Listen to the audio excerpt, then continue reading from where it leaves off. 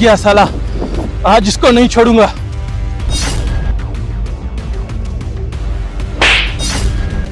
तेरे को पहले भी बोला था यहाँ लकड़ियां काटना मना है। ये जंगल तुम्हारे बाप का नहीं, हम गरीबों की जागीर है। और आइंदा इधर नजर नहीं आना। अबे साले देख लूंगा तुझे। अबे जा। साहब जी, मजदूर ने मुझे मारा। साहब जी क्या हुआ, खैर तो है? साहब जी, एक मजदूर ने मुझे थप्पड़ मारा। मजदूर ने तुम्हें थप्पड़ मारा?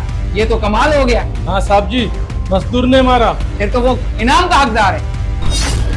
ये लो 1.5 लाख और मजदूर को जाकर इनाम दो। सर जी, उसने मुझे थप्पड़ मारा और आप उसको इनाम दे रहे हो? जितना कहा है उतना करो।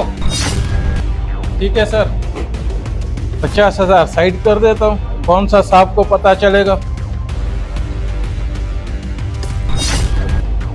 ये फिर आ गया। लगता है आज मरेगा मेरे हाथों से ये। लगता है थप्पड़ भूल गए, आज फिर सर खुलवाने आए हो अपना।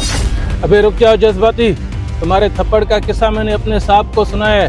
उसने खुश होकर तुम्हारे लिए 1 लाख का इनाम भेजे और कहा है ऐसे बहादुर लोग अभी भी जिंदा हैं हमारे मुल्क में। ये लो अपना 1 लाख इनाम और इससे कोई अपना कारोबार शुरू करो। जी साहब जी, शुक्रिया। नूर मोहम्मद, यस सर। तुम्हें याद है 6 महीने पहले तुम्हें एक मजदूर ने थप्पड़ मारा था? साहब जी, वो मैं कैसे भूल सकता हूँ, आपने उसको इनाम भी दिया था। अब उसके हालात कैसे हैं? सर जी, आपके इनाम के पैसों से उसने 4-5 होटल बना दिए। अब वक्त आ गया है, बिला वजह जाकर उसे थप्पड़ मारो। साहब जी, वो गरीब था, उसने मुझे थप्पड़ मार दिया। अब तो 5-6 होटलों का मालिक है, मुझे मरवाओगे क्या? तुम्हें जितना कहा है उतना जाके करो। Yes sir.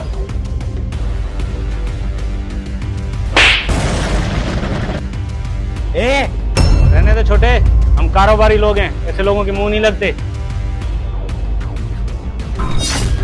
सर जी, मैंने उसके थप्पड़ मारा लेकिन उसने जवाब ही नहीं दिया पलट के।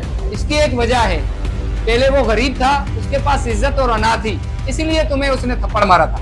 अब वो बन गया है कारोबारी। अब जब तुम्हारा दिल चाहे उसे जाकर थप्पड़ मारो, अब वो तुम्हें जवाब नहीं देगा, क्योंकि अब उसका दीन मजहब पैसा बन गया है। सही कहा साहब जी, पैसा अच्छे अच्छों को बुज़दिल बना देता है।